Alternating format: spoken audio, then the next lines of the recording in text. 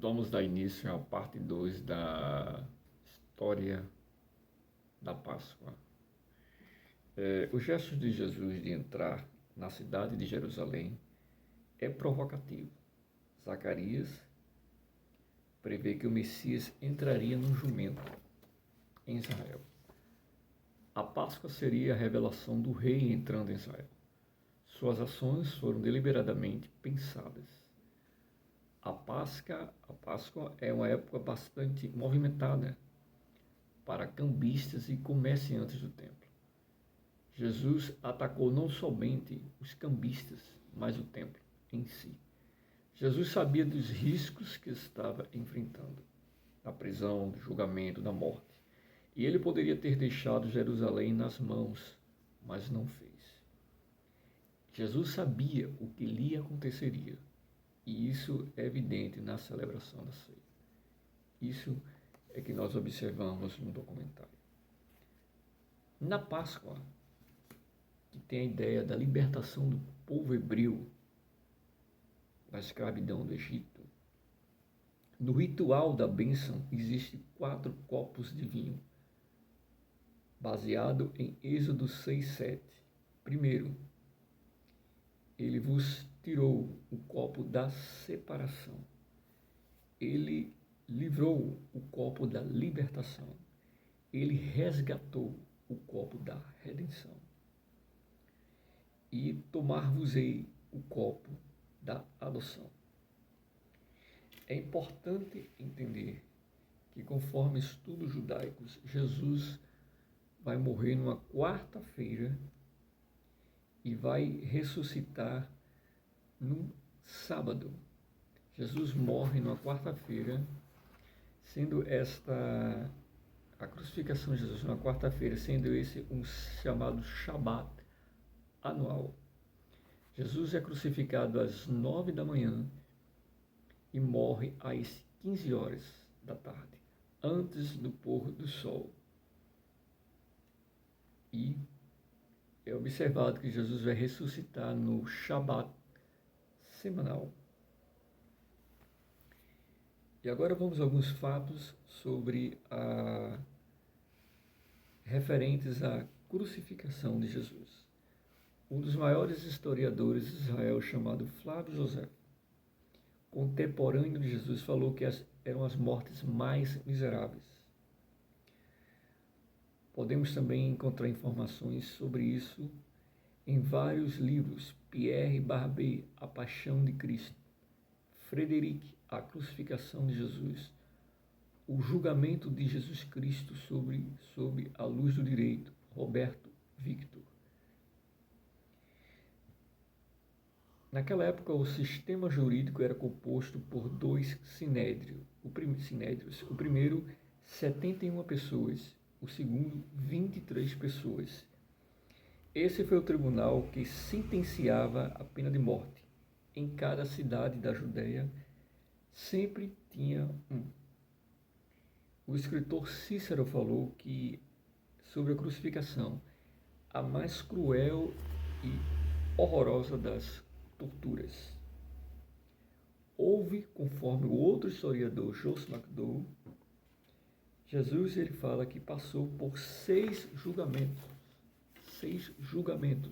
sendo 3 judaicos e 3 romanos. Os julgamentos judaicos, Anás, o sumo sacerdote, depois Caifás, depois o Sinédrio, tipo o Supremo Tribunal Federal de hoje. O romano, Pilatos, Herodes, depois de volta a Pilatos. As autoridades hebreias e romanas entregaram Jesus para ser crucificado. Em relação à prática do açoite, eram 39 açoites, menos um da morte, 40 menos um. Joseph McDowell vai dizer que o chicote, conhecido como flagelo, tinha um cabo robusto, de onde partiam longas correias de couro de comprimento. Variados pedaços de dentes e afiados de ossos eram amarrados em suas pontas. O Dr. Pierre Barbet fala que os condenados levavam a cruz a até o local da execução, o patíbulo, que nós podemos ver naquele filme A Paixão de Cristo, de Mel Gibson. Esse patíbulo pesava 55 quilos, sendo então amarrado aos ombros da vítima. Existem vários e vários fatos sobre a crucificação ao longo da história. Muitos e muitos fatos. Mas continuando aqui, sobre a crucificação, não eram só crucificadas as mãos, mas amarradas com cordas.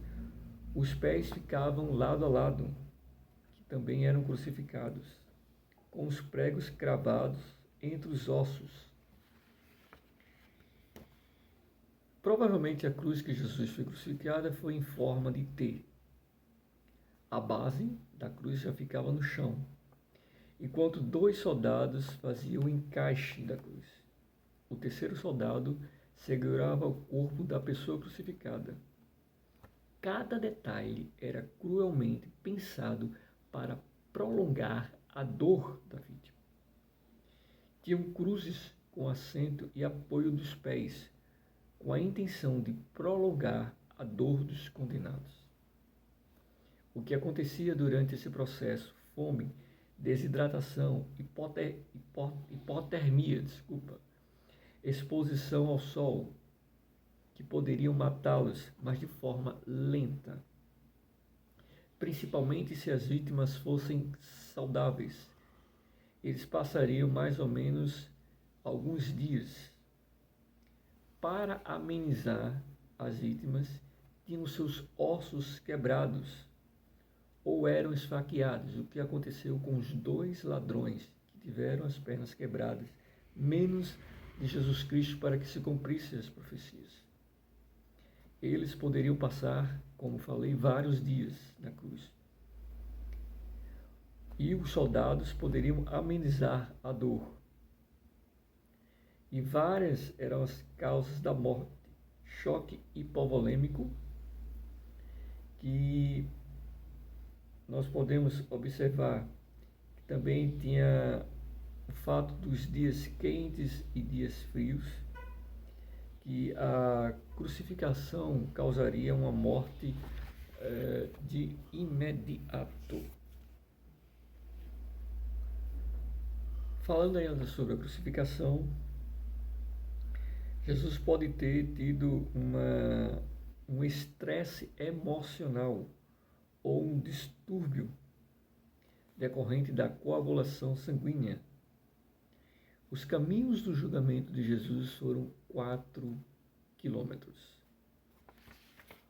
Outro fato que era o chamado choque hipovolêmico, a diminuição do fluxo sanguíneo com lesão celular irreversível, podendo levar à falência do sistema circulatório. É a principal causa do politraumatismo. Em relação à hipotermia, nós temos uma queda de temperatura no corpo, que pode ser aguda, subaguda ou crônica.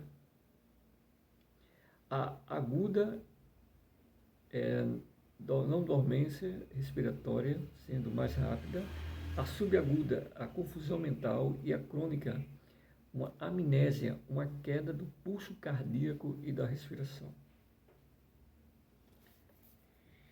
Estes foram vários dos fatos sobre a crucificação do Senhor Jesus Cristo.